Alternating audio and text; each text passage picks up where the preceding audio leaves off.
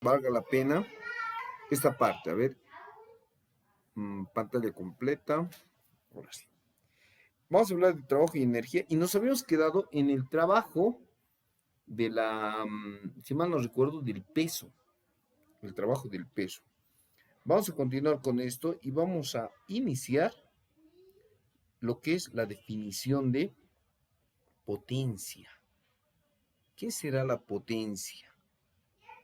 Un aspecto muy importante de la potencia es que se aplica a todas las máquinas, a todas, a la computadora, al refrigerador, a la licuadora, a la lavadora, a todas las doras la potencia. No hay máquina que no tenga sus especificaciones técnicas en función de potencia. La potencia es una magnitud escalar, que es el cambio o que cuantifica el cambio del trabajo mecánico desarrollado en una partícula o en un objeto con respecto al tiempo. Es más o menos como una velocidad, ¿no? Si decimos eso, cualquier cosa evaluada con respecto al tiempo es como una velocidad. Entonces, la potencia, representada por la letra P, por definición, es igual a la relación entre el cambio de trabajo. Algunos libros solo le ponen trabajo, ¿ya? Yo le voy a poner cambio de trabajo respecto del tiempo, porque en un intervalo de tiempo estamos poniendo el trabajo que se efectúa en ese intervalo de tiempo. Entonces, por ende, esta potencia es una magnitud, como el trabajo es escalar y el tiempo también es escalar, también vamos a definir así como un escalar la potencia. Es como una rapidez, es como una definición de cuánto trabajo, cuánto puedes lograr mover un cuerpo a través de una fuerza, porque eso es trabajo, pero ya ahí tiene que entrar el tiempo, se evalúa ese rendimiento, ¿sí? Entonces, todas las máquinas se comparan por esto. Una máquina, una licuadora comparada con otra, siempre va a tener la necesidad de medirse a través de esta magnitud de la potencia. Sus unidades son de trabajo sobre tiempo, que se denominan, en este caso, las unidades de la potencia, va a ser unidades del trabajo respecto a unidades de delta T. En el sistema internacional, en el SI, el trabajo se mide en Joule y el tiempo en segundos. Joule sobre segundo se conoce como W, que es la abreviación de watts. ¿Sí? Watts. Entonces, la potencia se mide en watts. ¿Está bien? Hay otras unidades comerciales que no están en ningún sistema y que son de uso frecuente. La potencia se mide en HPs, que por su traducción en inglés se denominan horsepower o la potencia de un caballo. ¿Sí? Entonces, como eran máquinas y tenían que comparar con algo, y ahí los caballos ejercían una gran fuerza de trabajo, se lo ha comparado con la potencia o la fuerza de un caballo. En inglés, power, traducido al español, es fuerza o potencia. Caballo fuerza sería esto entonces, pero se interpreta que es unidad de potencia. Y también más adelante, con la introducción de las máquinas a vapor, se ha introducido el caballo vapor, que ya está, esto viene de Francia, el caballo vapor. Entonces, más bien coincide con la raíz del latín con el español y podemos llamarle caballo vapor. Vapor, porque ya se evaluaban máquinas que funcionaban a vapor de agua. ¿Sí? Entonces, estas son las unidades, sus factores de conversión. A ver, ¿a cuánto era igual? Era, si mal no recuerdo, un HP equivalía a 746,6 watts y un caballo vapor a 735,5 watts. ¿Es correcto o me estoy equivocando?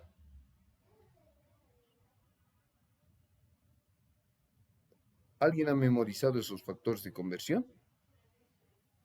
De un HP y de un CB. ¿Cuánto equivale un HP en watts? Googleen también, si no saben, googleen, no hay problema. Y también un CB. ¿A cuánto equivale en watts? ¿A cuánto equivaldrá? Yo estaba seguro que era... ¿Cuánto era? Era... Del HP Ingenios me acuerdo que era 740. Ah, ya, 746. Ah, entonces no era 100, sino 746. 745,6, pero ya no se hagan problema de eso. Y el CB era 735,5, que tal vez lo redondean, ¿no ve? Al buscar lo que sí es. 735. No, no se van a pelear con los decimales. Ustedes tranquis con los decimales, que se peleen otros. ¿Ya? Ustedes calculen con dos decimales y en el laboratorio de física 100 les van a enseñar a calcular eso. ¿Está bien? Ya, entonces esos son los factores de conversión que vamos a hallar o que vamos a utilizar. Un HP y un... Si quieren más información, también hay con el sistema inglés, pero no utilizamos mucho en el prefa. Pero recuerden, ¿a qué es igual el trabajo?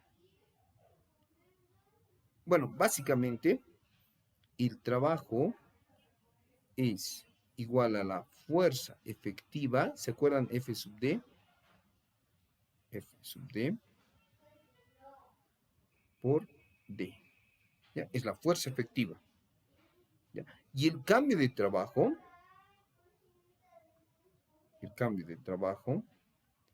va a ser igual al cambio de la fuerza efectiva,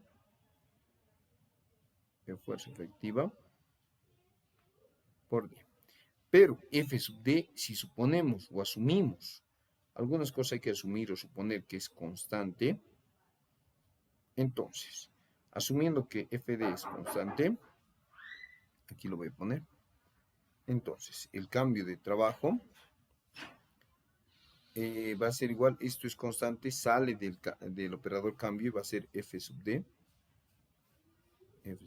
por el cambio de distancia, ¿sí? O desplazamiento, como quieran llamarlo. Y de ahí vamos a decir que la potencia, que era igual al cambio del trabajo respecto del tiempo, va a ser igual a la fuerza efectiva por delta de D. Jóvenes, ¿se me escucha? Aquí tengo problemas con la laptop.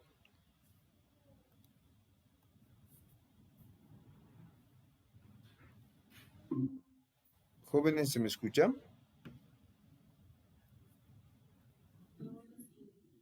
Sí, un ratito se ha cortado la señal. A ver. Ya. ¿Cuánto tiempo se ha cortado la señal?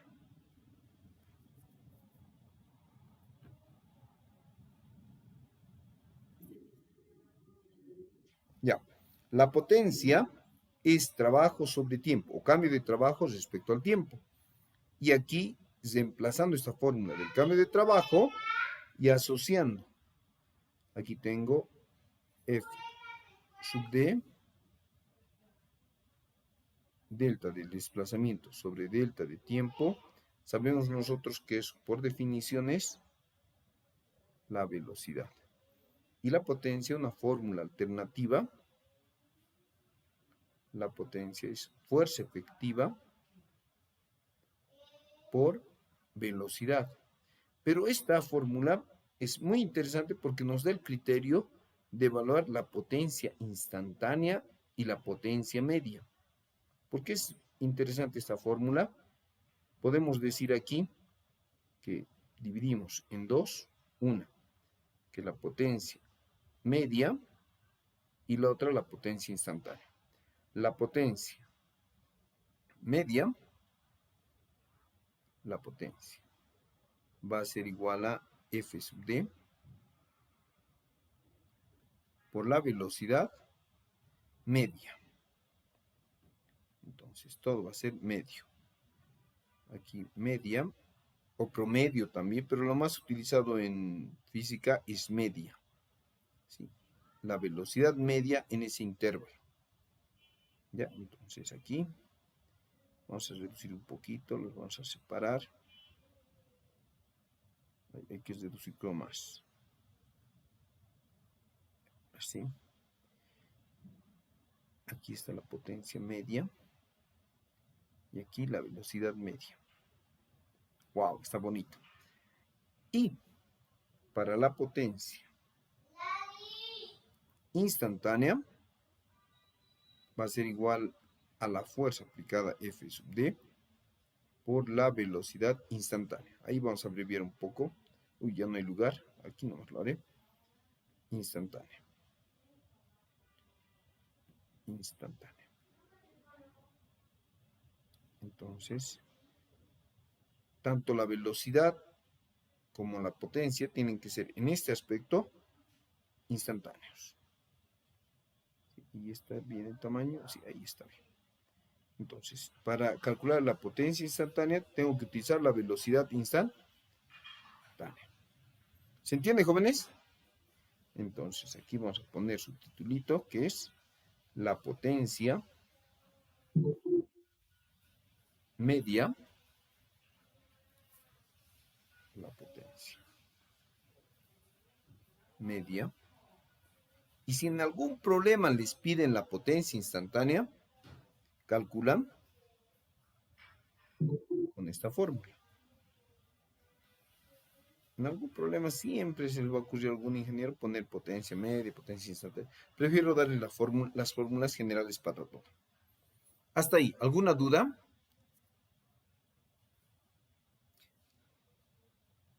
Siempre, es más, hasta la factura de energía eléctrica, ¿en qué unidades te cobran la energía? ¿Han visto las unidades que te cobran la energía? ¿En qué unidades físicas te cobran?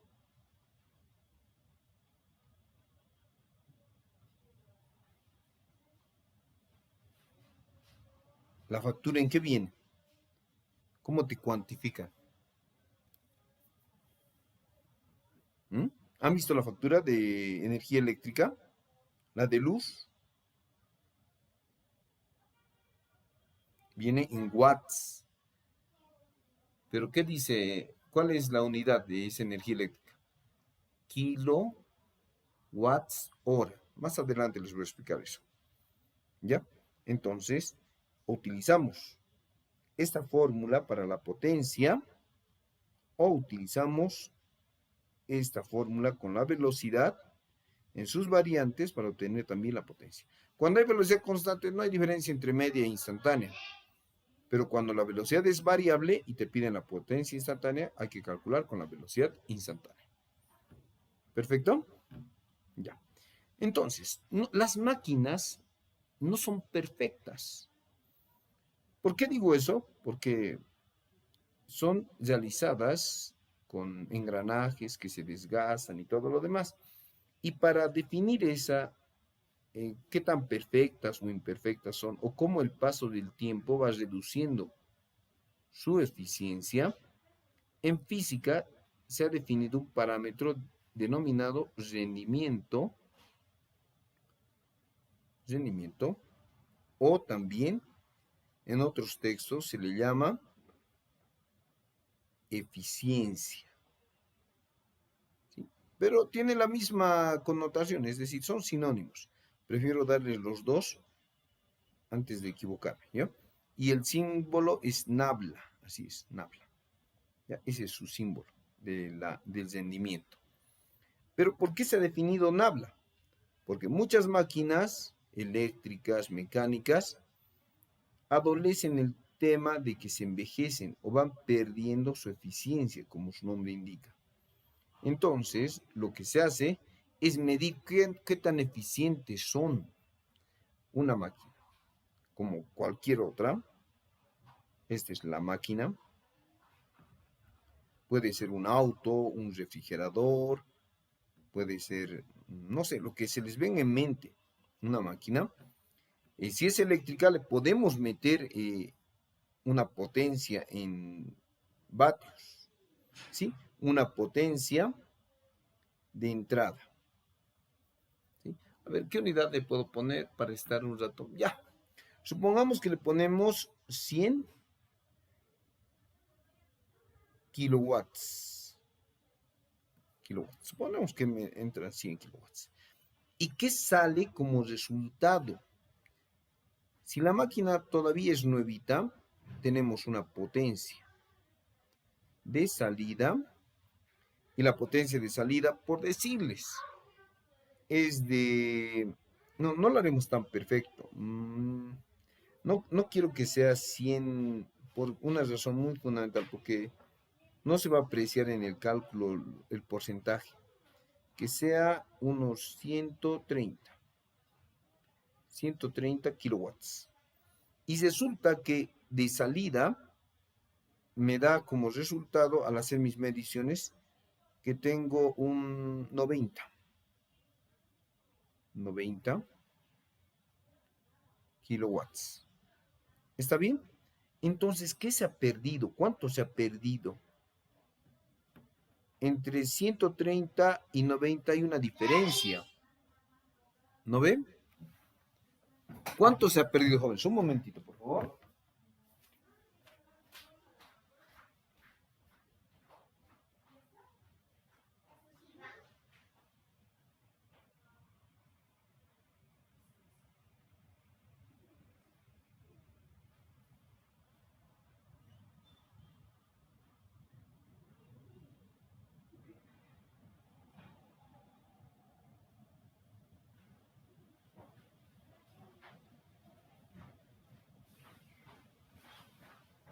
Jóvenes, ¿cuánta diferencia hay entre 130 y 90?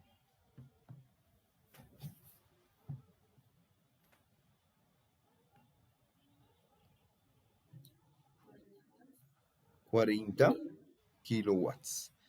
Pero uno debería alarmarse o no con ese número. ¿Ustedes qué dirían?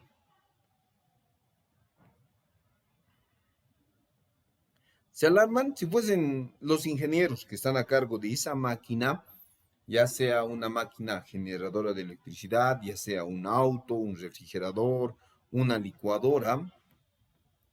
Como ejemplo, el auto. Tú le metes gasolina que equivale a 130 kilowatts, pero en vez de recorrer con esa gasolina el tramo que tú piensas, recorre menos. Hay pérdidas por los defectos que implica la máquina, porque no es perfecta. ¿Sí? Entonces, si tú dices de 130 kilowatts, solo puedo rescatar 90 y 40 se van, ¿está bien o está mal? ¿Qué dirían ustedes?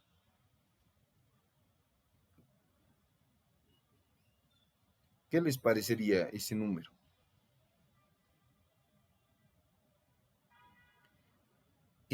Es grande, pero no es tan grande. ¿Cómo evalúan eso?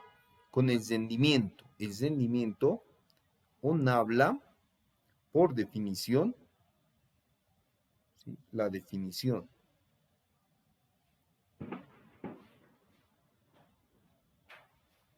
de Nabla es igual, perdón, Nabla es con una colita más grande, es como una N así.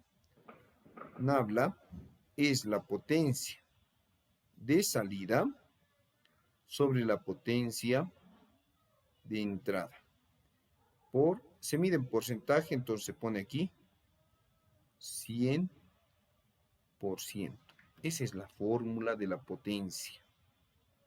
¿Sí? Así se evalúa la potencia.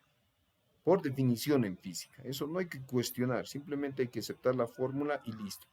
Pero hay algunas cosas que sí tenemos que encontrar aquí. Miren, la potencia de fábrica o de entrada siempre va a ser mayor que la potencia de salida. Entonces, eso lo anotamos. ¿Ya? La potencia de entrada siempre va a ser mayor, no igual. Puede ser mayor igual, pero siempre va a ser mayor debido a las imperfecciones de la máquina, a la potencia de salida. Nunca puede ser, aunque esté nuevita la máquina, nunca puede ser igual, ¿no? Y la potencia de entrada es igual a la potencia de salida más la potencia perdida. Tal vez esos subíndices no se entendían y nadie me ha dicho nada, entonces le pondremos nombres. Esta es la entrada.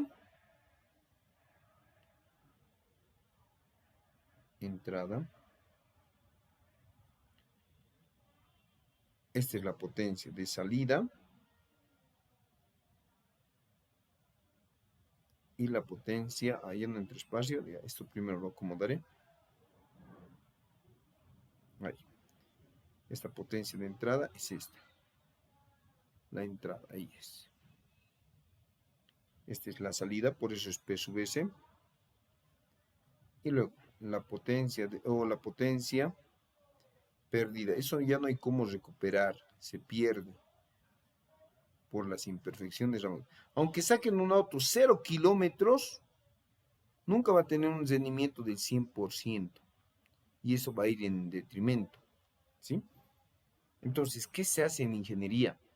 En ingeniería llega un punto donde tú tienes una gráfica con el tiempo, es decir, tienes una gráfica donde tienes aquí el tiempo en años, en días, en meses, y aquí tienes su potencia, evaluada en función del tiempo. En el año cero, en el momento cero, ¿sí? Ahí vamos a tener una gráfica del 100%. La potencia es esta. La potencia de fábrica o la potencia de entrada, ¿sí? Y con el paso del tiempo, esa potencia de entrada va a ir reduciéndose. No estaba al 100%, sino en esta gráfica celeste va a ir reduciéndose así.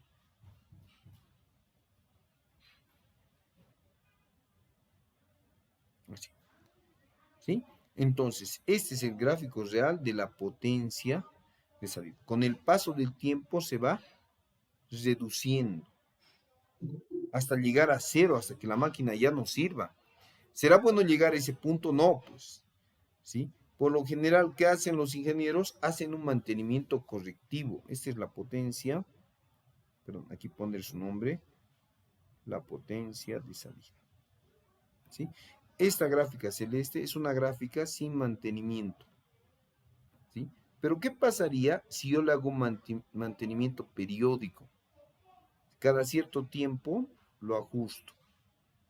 Está decayendo, lo ajusto. Está decayendo, lo ajusto. Está decayendo, lo ajusto. Y así. Entonces, esta gráfica en verde representa, aunque es un poquito mal hecha, permítame, aquí voy a ir. Va cayendo con esta, lo ajusto. Va cayendo más, eventualmente, lo ajusto. Va cayendo, lo ajusto. Y así ya. Llega así. ¿Qué les parece? Entonces, esta es una gráfica, que es la primera vez que lo hago, pero esto es con mantenimiento. Por eso es tan importante el mantenimiento. En Bolivia hay máquinas, bombas, que funcionan hasta tener un rendimiento del 40%, es decir, tú le metes 100 bolivianos y solo te devuelve de rendimiento 40. Entonces, ahí deberíamos cortar, en esta debería ser una línea que si se baja del 40% de esto, ya no se utilice, se venda, se compre otro equipo, porque encarece, ¿no? Encarece la producción, ¿sí? Entonces, así se define la potencia. Del ejemplo que estamos haciendo, del ejemplo, donde tenemos, en ese ejemplo, tenemos que la potencia, o que el rendimiento es igual a, aunque Nabla es un poquito más bonito, aquí, Nabla va a ser igual a la potencia de salida sobre la potencia de entrada por el 100%. Entonces, reemplazando valores, Vamos a tener que aquí tenemos 90 dividido entre 130 por 100. ¿Cuánto sale el rendimiento?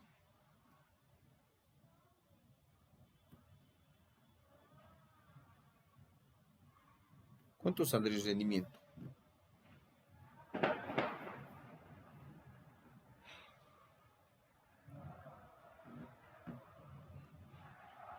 Jóvenes, ¿cuánto sale? Muy bien. 69,23%. Entonces, esta máquina todavía sí sirve, ¿no?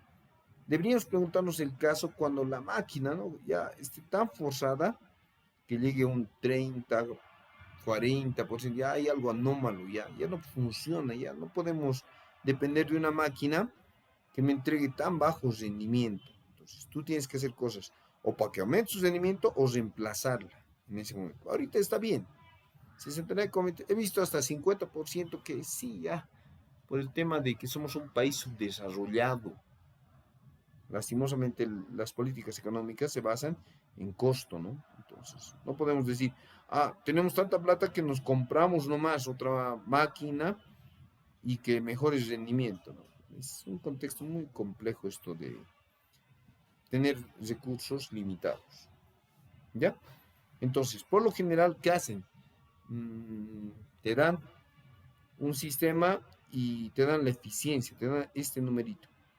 Y tú tienes que determinar la potencia de entrada, que es un simple despeje. La potencia de salida tienes que calcular con los datos del problema, del sistema mecánico. Ya, también vamos a hacer ejemplos de esto. ¿Ok? Ahora, nos meteremos un poco ya al concepto de trabajo y energía. A ver, no raya mi crayón, ahora sí raya. ¿Cómo comienzo a contarles esta historia? Así. Ya, a ver, relación o teorema le ponemos aquí. Teorema. Porque es un teorema del trabajo y la energía.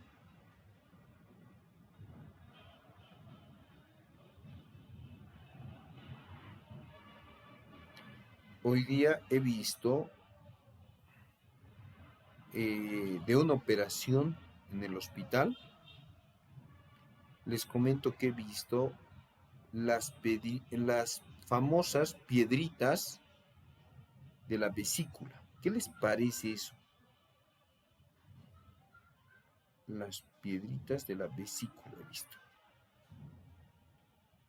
Y yo me pregunto, luego de tocarlas, luego de ver su dureza y todas esas cosas, digo, ¿valdrá la pena renegar por esas cosas? O sea, que te enferme, porque eso lleva a la muerte, ¿no? Si dejas que avance, te lleva a la muerte, ya seas de 15, de 40, 50, no. Tapona nuestro sistema digestivo y no, ya es la muerte, ya no la cuentas. Entonces yo les pido a ustedes que no renieguen sin motivo, que no renieguen por macanas, ¿no? Si alguien les empieza a molestar por alguna macana, díganle ya sí, porque el que quiere seguir con su idea tosuda o el que quiere ganar con su idea, que él se trame solito con ese tema. Ustedes sean personas que se dedican a estudiar y tranquilas, no se metan en líos de peleas con gente, digamos, que siempre quiere sacar la razón de alguna cosa y ni siquiera gana mucho con eso, ¿no? Entonces, no vale la pena arriesgar su vida por una simple discusión absurda.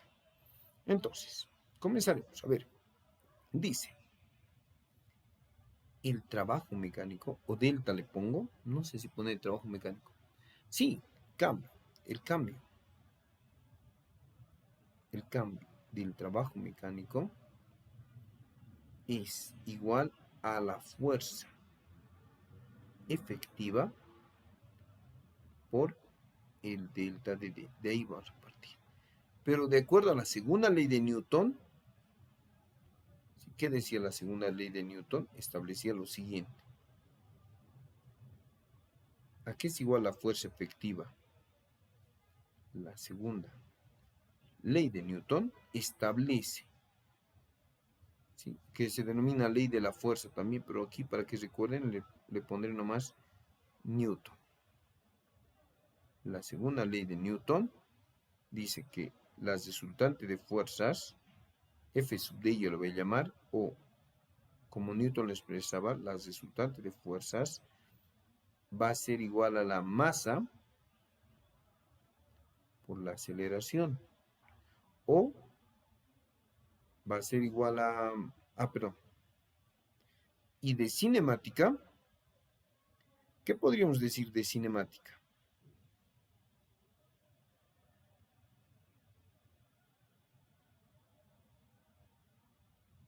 De cinemática puedo decir que para el MRUA, aunque voy a aplicar el MRUA, va a salir el mismo resultado. Para el MRUA, la velocidad al cuadrado va a ser igual a la velocidad inicial al cuadrado más, voy a tomar el caso acelerado, 2 veces la aceleración por la distancia desplazada, D. De ahí puedo despejar la aceleración, pero me haré un poquito más de campo porque muy grande está mi pizarra. Vamos a reducirlo. Ahí. Muy bien, entonces, ahí voy a tener que la aceleración es equivalente a la velocidad al cuadrado menos la velocidad inicial al cuadrado sobre 2 veces el cambio de la distancia o desplazamiento. Muy bien, entonces con esta expresión voy a reemplazar aquí. Aquí voy a reemplazar en esa expresión. Entonces, F sub D, ¿a qué va a ser igual?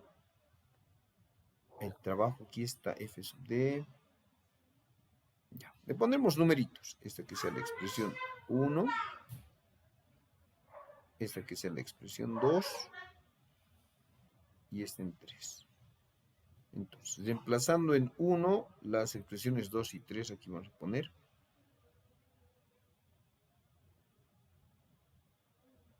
Este es un caso particular que lo vamos a generalizar. Reemplazando en 1 las ecuaciones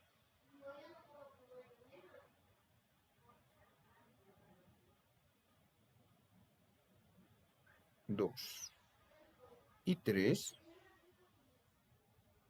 vamos a tener que el cambio del trabajo va a ser igual a F sub D, que es masa por aceleración, masa por aceleración por el delta de D, y de 3,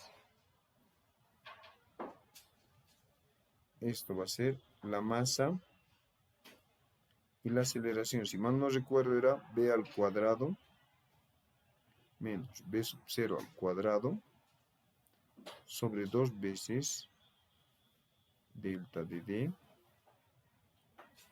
y ahora aquí tengo delta de D.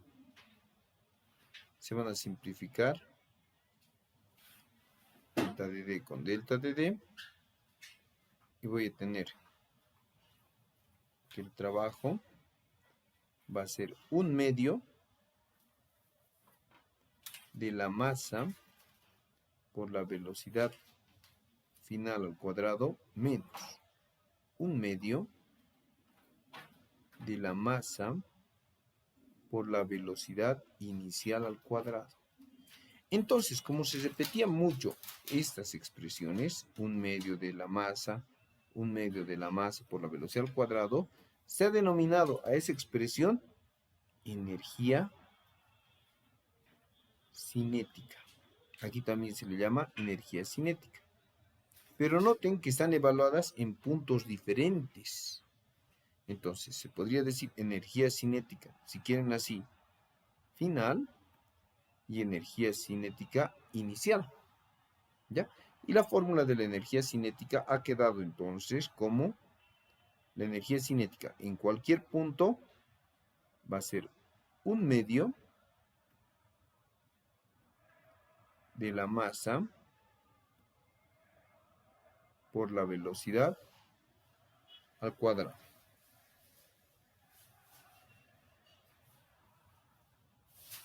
¿Qué tal? ¿Les gusta esa deducción? ¿Así han hecho en colegio? Jóvenes, ¿así han demostrado en colegio a qué es igual la energía cinética?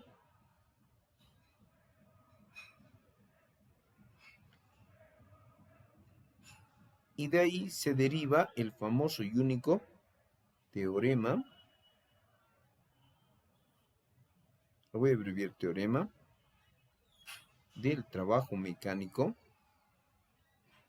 y la energía.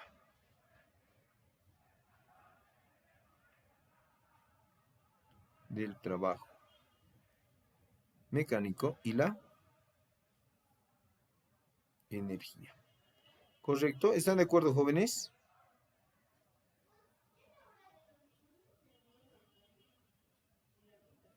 Ojalá que esté bien puesto el acento. El teorema del trabajo y la energía establece lo siguiente, que el cambio en el trabajo, o si quieren así, trabajo final, cuando le pongan delta siempre es eso, trabajo final menos trabajo inicial, es igual al cambio de la energía cinética.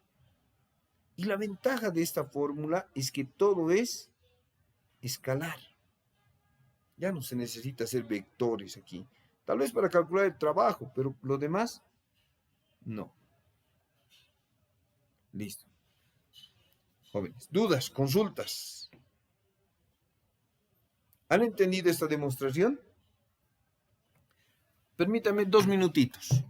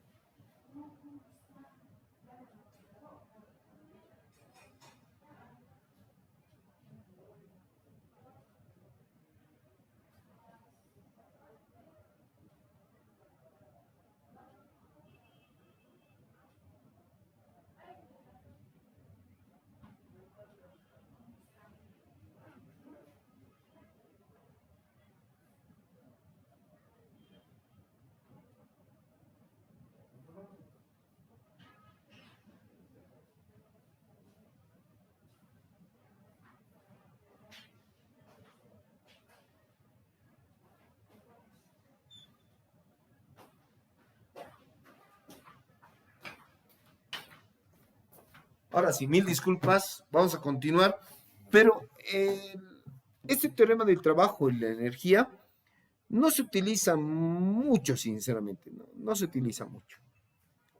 Lo que sí se utiliza es el principio de la conservación de la energía que se deriva de aquí, ¿sí?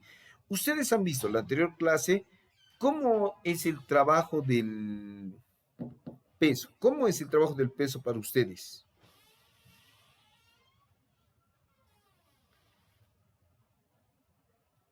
Habíamos dicho, para recordarles, que si va una partícula verticalmente o si va una partícula en un plano inclinado o si va una partícula en una superficie curva,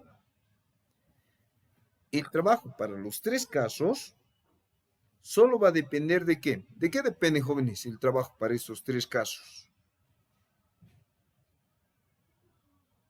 ¿De qué depende? Si hemos establecido, hemos demostrado que el trabajo para esos tres casos del peso, el trabajo del peso es igual a la masa por la gravedad por la altura.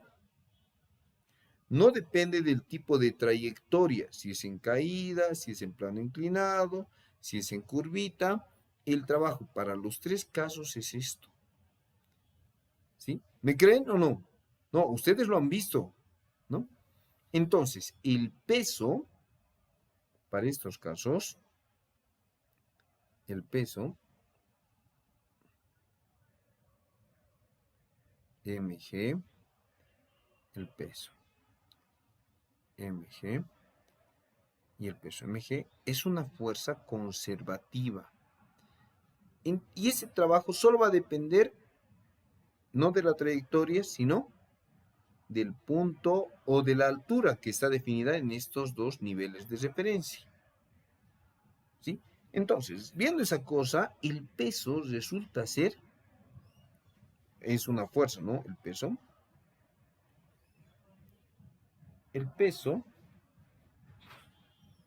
mg, como no, su trabajo no depende de la trayectoria, sino del punto inicial y final, el trabajo de mg o el peso,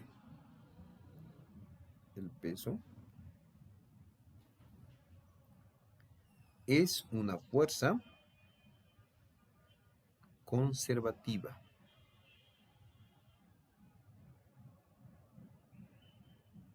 ¿Por qué? Porque su trabajo no depende de la trayectoria. Una fuerza. Así se denomina ese tipo de fuerzas donde su trabajo no depende de la trayectoria, sino de su punto inicial y final. ¿Sí? Aquí le ponemos la justificación, ¿no? ¿Por qué? Porque el trabajo del peso no depende de la trayectoria.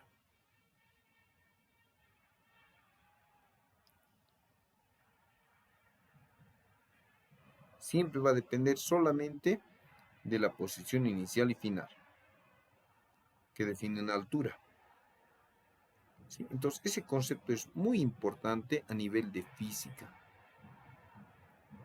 Por ejemplo, ¿sí?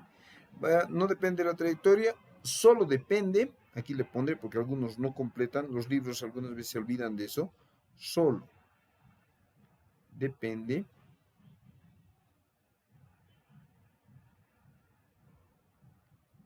de las posiciones iniciales y finales. De las posiciones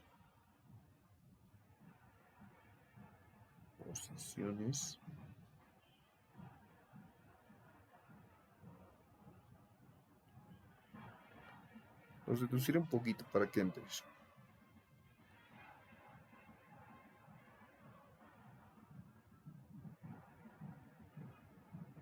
De las posiciones inicial y final. Aquí hay un consejo que no comparto, pero que sí noto que para ustedes va a ser más fácil, solo trabajar con alturas positivas. No sé, voy a hacer yo en los dos casos, pero si ustedes quieren, háganlo con, con las alturas positivas. Entonces, ¿qué pasaría, por ejemplo, en el peso, si de alguna forma yo parto de aquí, hago una trayectoria de ida hasta este punto y luego hago una trayectoria de vuelta? Ahí, de esa partícula, una trayectoria de vuelta. Y no cambio la altura, es decir, vuelvo al mismo punto donde he llegado en todo ese trayecto, ¿no? Tengo un tramo de ida, este va a ser el tramo de ida, el blanco va a ser de ida, y el otro va a ser el celeste de vuelta.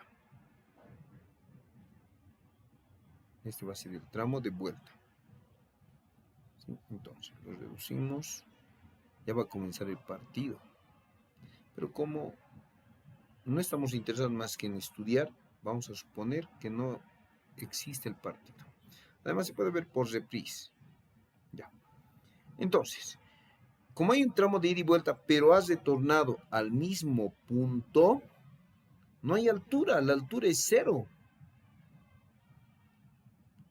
La altura es cero, porque cuantificamos cuánto se mueve, ¿no? Entonces, en este trayecto de ida y vuelta, la altura es cero y el trabajo del peso, en este caso, el trabajo del peso, como no hay altura y habíamos dicho que el trabajo del peso es mgh sin importar la trayectoria, ¿sí? Entonces aquí el trabajo es cero.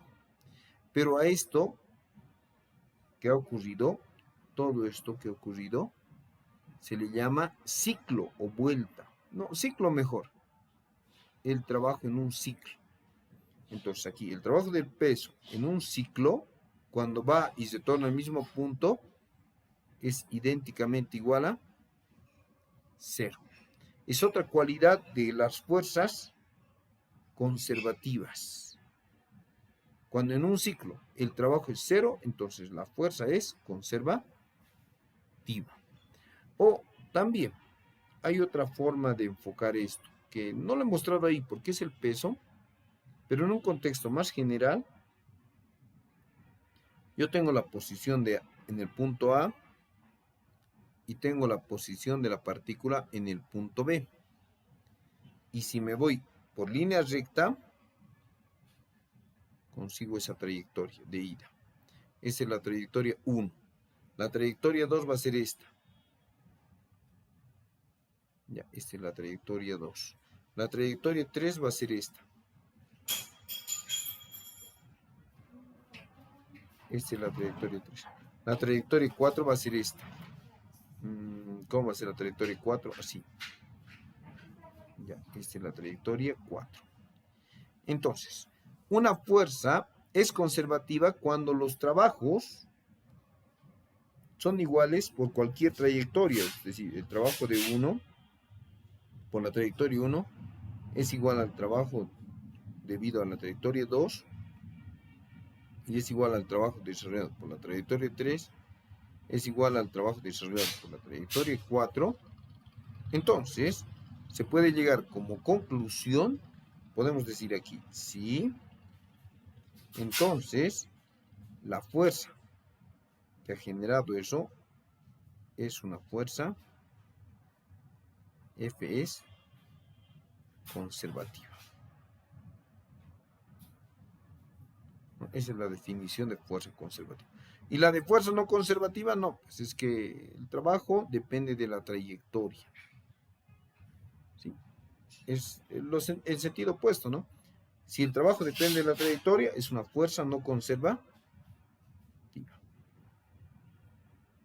¿Se ha entendido lo que es fuerza conservativa y no fuerza conservativa? Jóvenes. ¿Se ha entendido o no? estamos definiendo fuerza conservativa. Aquí le voy a poner su titulito. Aquí, fuerzas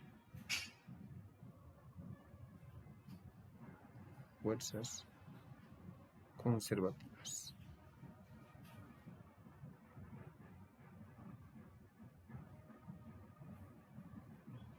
Aquí ves que alcance. No, no va a alcanzar.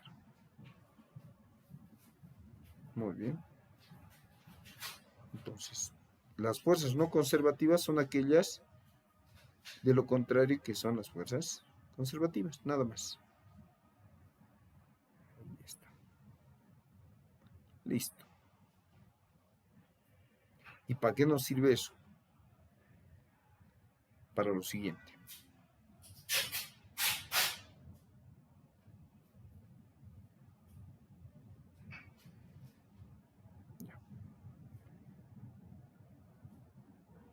¿Cuál es la diferencia entre un bloque?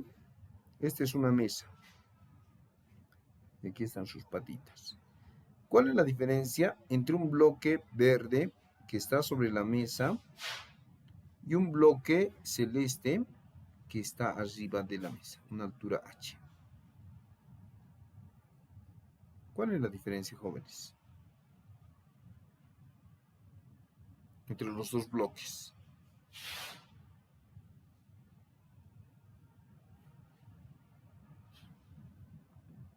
¿Cuál es la diferencia?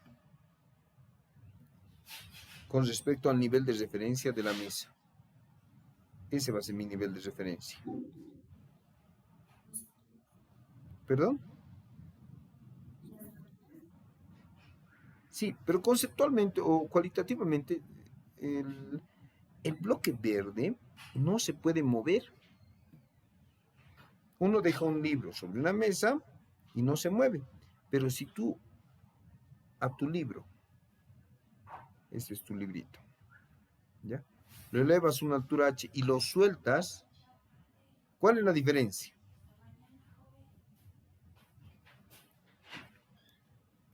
Chao, Gladys. Sí, tiene esa capacidad de moverse, de empezar a acelerarse hacia abajo, ¿no? No, la gravedad a los dos les afecta. La gravedad le afecta a este y le afecta a este. Pero este tiene la capacidad de desplazarse hacia abajo. Este ya no, ¿no? Entonces, el trabajo que me ha costado subirlo arriba, porque me ha costado subirlo arriba, ¿sí? Implicaba vencer esa fuerza. ¿Qué fuerza? El peso, ¿no? Aquí está el peso. El peso, ¿no? mg. Y para subirlo ahí he tenido que aplicar otra fuerza hacia arriba igual a mg y subirla, ¿no? Hasta una altura h. Ese trabajo, ¿cómo es? Del peso. Si yo he aplicado una fuerza, el trabajo del peso, como yo subo una altura h y el peso va en sentido contrario y forma 180 grados, el trabajo del peso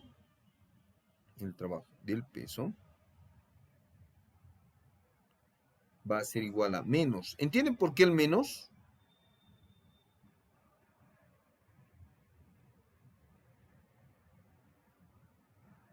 ¿Entienden por qué el menos, jóvenes? ¿O no entienden? Porque yo, con la fuerza, estoy haciendo un trabajo positivo, lo estoy moviendo hacia arriba, pero el peso ejerce un trabajo negativo porque está en contra del desplazamiento hacia arriba positivo. ¿Ya? Entonces, aquí, como el peso es una fuerza conservativa, pero a esta cantidad han querido ponerle un nombre y le han puesto el nombre, ¿sí? Podemos decir menos, se le ha denominado U sub G. O en otros textos, energía potencial gravitacional. ¿Sí? Ah, el menos me estoy olvidando. mil disculpas, please. Aquí es energía potencial gravitacional y aquí tiene que ir el menos. Aquí está bien el menos. ¿Ya? Desde otro punto de vista, sin entrar en mucha confusión, podríamos decir también que U sub G o la energía potencial gravitacional va a ser igual al negativo del trabajo del peso. ¿Está bien? ¿Ya? En el resorte ocurre lo mismo. No voy a hacer la demostración, pero U sub K o energía potencial, porque depende de la posición, energía potencial elástica, ya no gravitacional, sino elástica, va a ser igual al negativo del trabajo del resorte. ¿Y a qué era igual ese trabajo?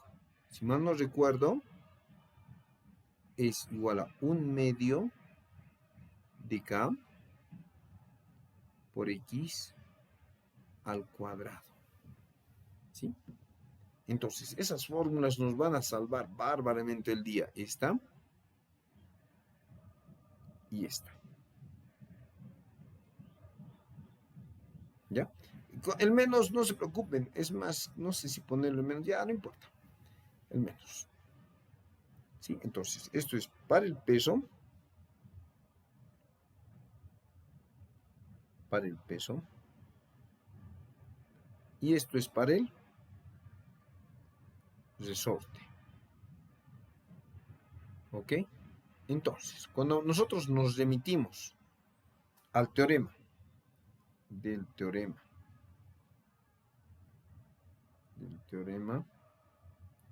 trabajo y la energía cinética, podemos decir lo siguiente. A ver, permítame. Decimos, el cambio de trabajo es igual al cambio de la energía cinética. A eso hemos llegado en la anterior diapositiva. Miren, aquí está. Aquí está. Decimos que el cambio de trabajo es el cambio de la energía cinética. Y aquí, utilizando esta expresión, voy a dividir en dos partes este trabajo mecánico. ¿Sí? Y en esas dos partes vamos a tener el trabajo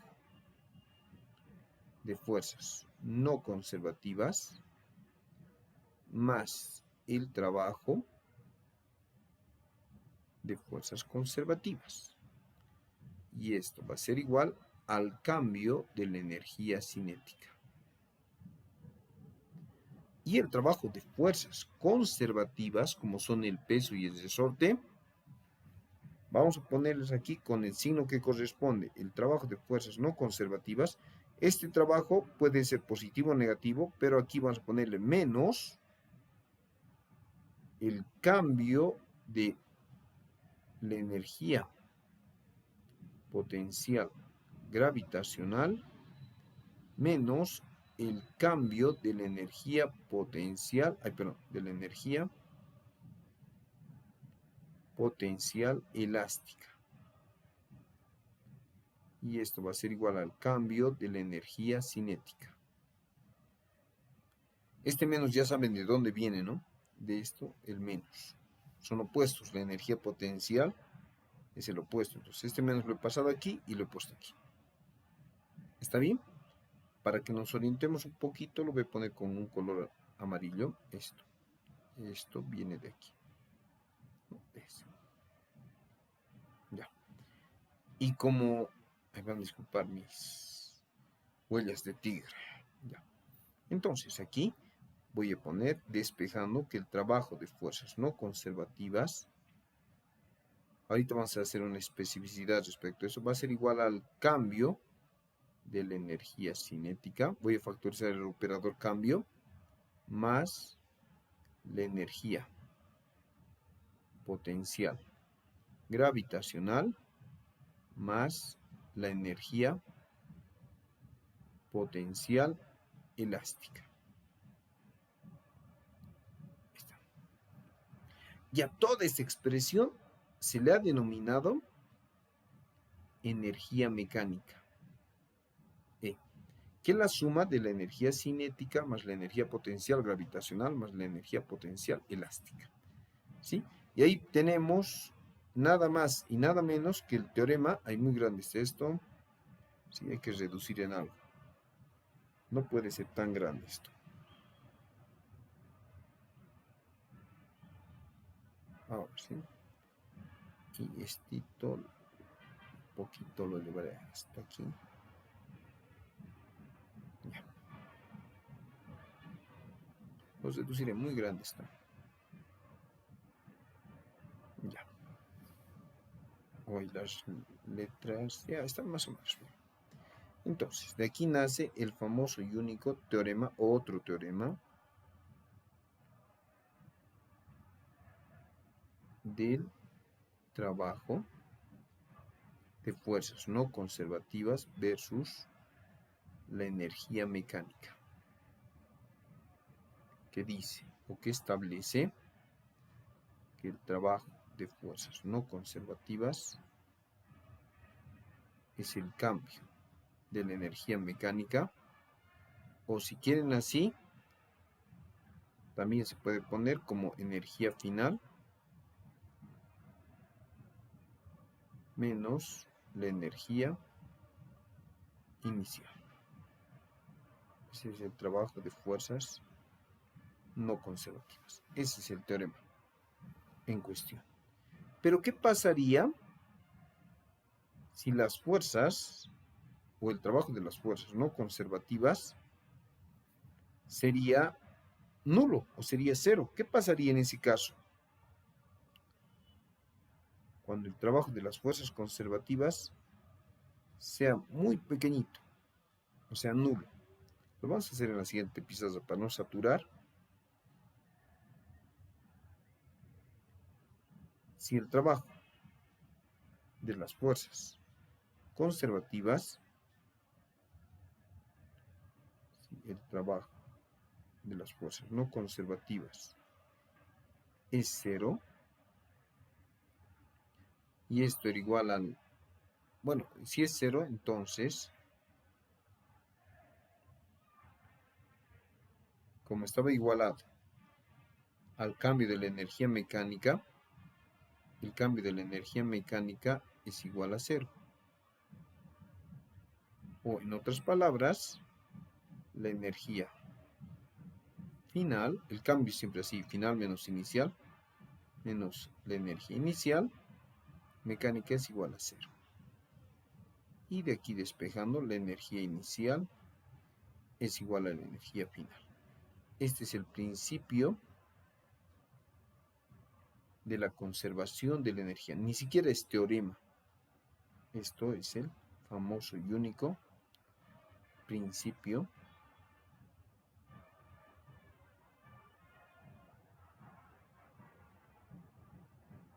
de la conservación de la energía.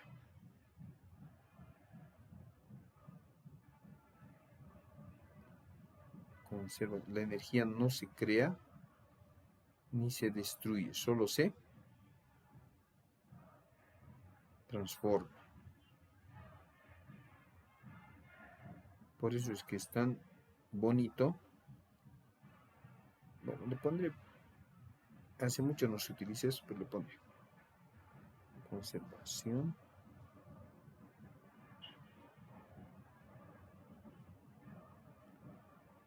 de la energía.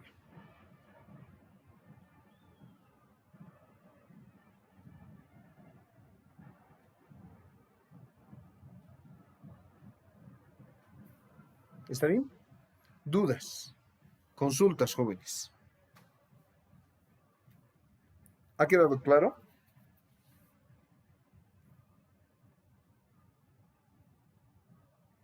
Jóvenes, ¿ha quedado claro? ¿Me escuchan, jóvenes? ¿Están ahí? Solo hay 17 personas. ¿Qué ha pasado?